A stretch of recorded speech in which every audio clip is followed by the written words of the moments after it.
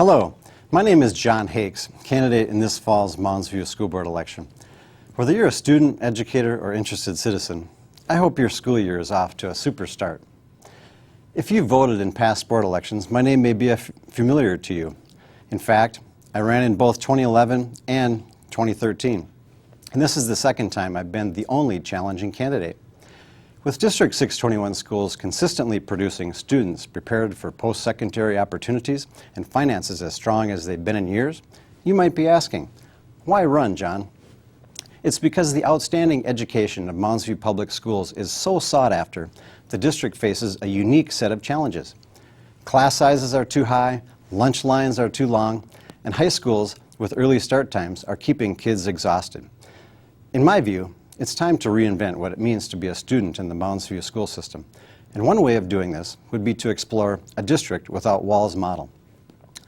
Allow me to explain how staggering school start times, expanding the school campus, and developing more hybrid learning options could help bring this about. Regarding start times, many area families, teachers, and professionals believe our high school start times should be moved back an hour. Most agree the evidence of improved health benefits alone justifies such a change. As parents of a 12th and 9th grader this year, my wife Jen and I are familiar with the 11 p.m. online homework submissions, which we've learned our family is not wrestling with alone.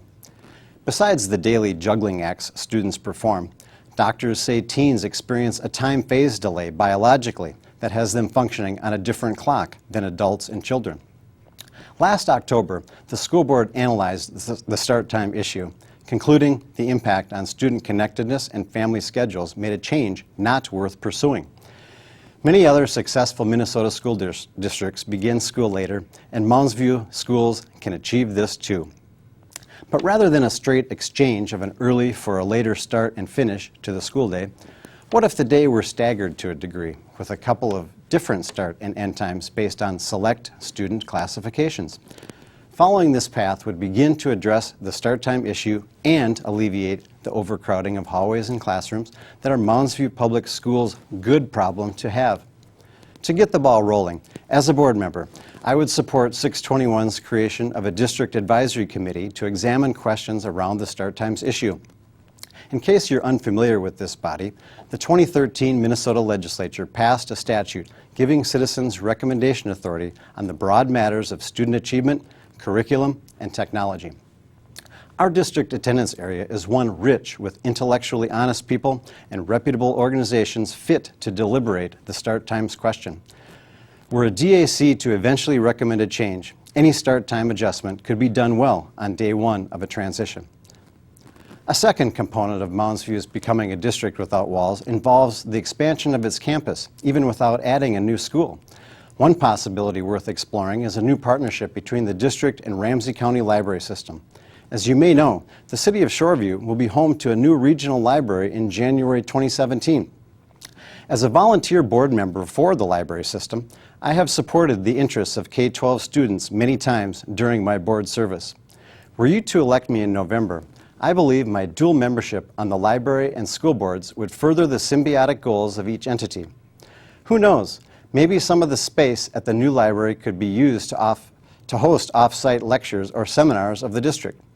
Other campus expansion opportunities may exist with area community centers, the soon-to-be relocated district office building, or willing houses of faith in the region. A last piece for becoming a district without walls involves the increase of hybrid learning options, which have both in-class and online elements to them. In previous board runs, I talked a lot about the troubles of technologies that can beset people, particularly around the use of personal electronic devices. Such concerns do not negate the promising potential that things like video conferencing, collaborative stations, and home computers can provide, especially when they afford opportunity for students to learn in their own place. Like the staggering of start times and campus expansion ideas, having more hybrid options would help manage overcrowding issues while simultaneously readying students for the world in which they'll work. So there you go. A 5-minute, 3-point plan that makes Mounds View's stellar school system an adaptable and vibrant one. On November 3rd, you'll have the opportunity to choose 4 school board members from a slate of 5 candidates. If you are intrigued by any part of this proposal, I hope you will strongly consider making me one of your selections. Thank you for your time today.